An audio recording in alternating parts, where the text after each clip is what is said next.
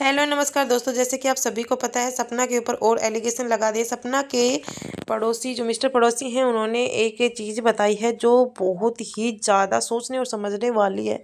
और ये बातें कहीं ना कहीं कुछ लोगों को पहले ही पता था, कुछ लोगों ने पहले ही भविष्यवाणी कर दी थी।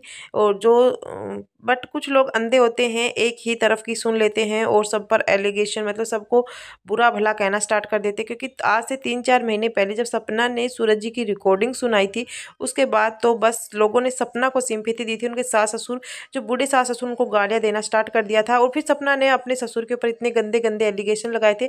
उसके बाद भी मिस्टर पड़ोसी आए थे उनके हाथ में और उनके ससुराल वालों के बारे में उन्होंने बताया था कि वो ऐसे बिल्कुल भी नहीं है। 25 साल से मैं यहाँ पर रहता हूँ, लेकिन अंकल जी का जो स्वभाव है बहुत ही अच्छा है। लेकिन सपना का यही कहना था, जो आज ये इनके बोलने पर आ रहे हैं, तो मैं ये कहना चाहूँगी 8 साल मैं भी ससुराल में रहकर आई हूँ और ये कभी भी इनके घर नहीं आते थे। आज इनके यहाँ पर आ रहे हैं, ये है वो है। मतलब सपना को गुस्सा बहुत ही जल्दी आ जाता है।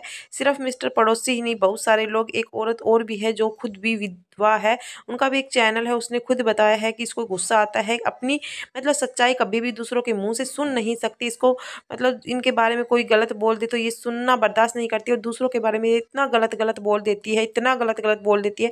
तो मतलब कहीं न कहीं सपना लोगों से जो सिम्पैथी गेन कर रही है, जो झूठ बोल रही हैं, वो बहुत ही ज़्यादा गलत बात है। एक तो सबसे पहले जो इन्होंने सूरज जी की मौत के बाद ये सब कुछ उसके ऊपर एलिगेशन लगाए थे, बहुत ही गलत बात है। एक इसका मंगेतर था। हर हस्बैंड और वाइफ में लड़ाइयाँ होती है, झगड़े होते हैं, मारपीट होती हैं। हमारे समाज की सच्चाई है, चाहे आज लोग कुछ भी कह दो कि औरतों को दबाया जाता है, ये है, वो है, होता है ये सब कुछ। लेकिन कुछ लोगों के पास प्रूफ होते हैं, तो इस तरह के प्रूफ कभी भी सोशल मीडिया पर नहीं डालने चाहिए। ये चीज़ मैंने पहले भी अपनी वीडियो में बताया था। क्योंकि अरे एक आदमी जिसकी मौत हो चुकी है वो बोलने के लिए नहीं आएगा मैं सही हूँ, मैं गलत हूँ। क्योंकि वो जितना इसको मारा पीटा था उससे ज़्यादा प्यार भी करता, क्योंकि अंशु ने ये सब चीज़ें बताई हैं। और अंशु उस समय काफ़ी ज़्यादा छोटी थी, उन्होंने खुद बताया है। क्योंकि आपने इनके व्लॉग भी देखे होंगे, वैलेंटाइन डे पर आईफोन गिफ्ट कर रहा है। यार कोई भी हस्बैंड इतने महंगे गिफ्ट्स नहीं देते हैं और खुद छोटे छोटे सरप्राइज देते रहते थे इसको। पर कहीं ना कहीं ये बात साबित होती है कि सपना को सूरज जी पसंद थे ही नहीं, उनको राजीव जी पसंद थे। और आज भी उन्होंने कई बार बता दिया है कि इस घर में सिर्फ राजीव जी मेरा साथ देते थे।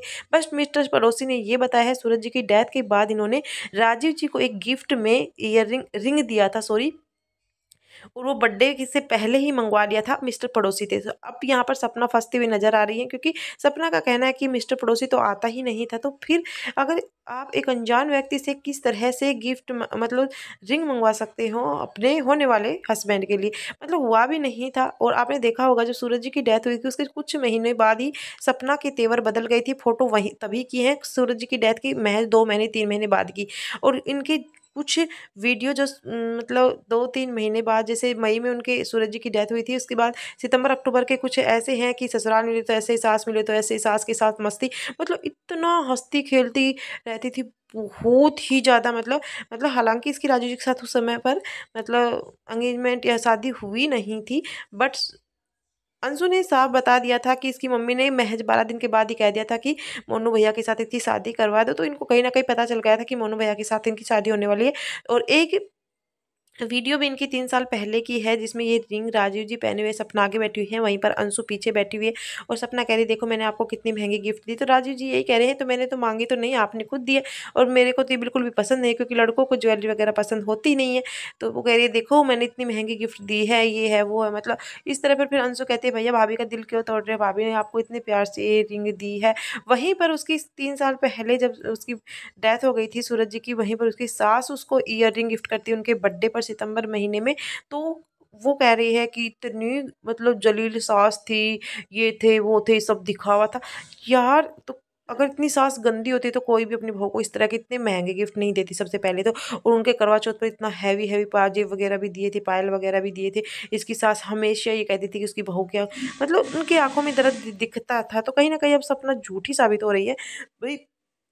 अगर इतने गंदे सास ससुर होते तो कभी भी अपनी बहू को मतलब इस तरह से हँसते खेलते नहीं देख सकते। हाँ, छोटी छोटी बातों पर सास ससुर इसलिए टोका टोकी कर देते होंगे जिसकी वजह से इसको अच्छा नहीं लगता होगा। कई बार ये शॉर्ट्स कपड़े पहनती थी, खुले बाल छोड़कर ऐसे ही घूमती रहती थी, क्योंकि ये चीज़ें अच्छी नहीं लगती है। गाँव का माहौल होता है और बहुएं होती है सर पे पल्लू रखती हैं, तो इस तरह का माहौल अच्छा नहीं लगता होगा। कहीं ना कहीं ये जिम वगैरह जाती थी, मतलब सपना आज़ादी चाहती थी और वो आज़ादी इसको वहाँ पर नहीं मिल पाई, जिसकी वजह से इन्होंने अपने सास ससुर को बहुत ही ज़्यादा गंदा दिखाने की कोशिश की है। और अगर इतने ही ससुर इनके गंदे होते तो अपने ससुर को क्यों वो फादर्स डे सेलिब्रेट करती, ये करती वो करती।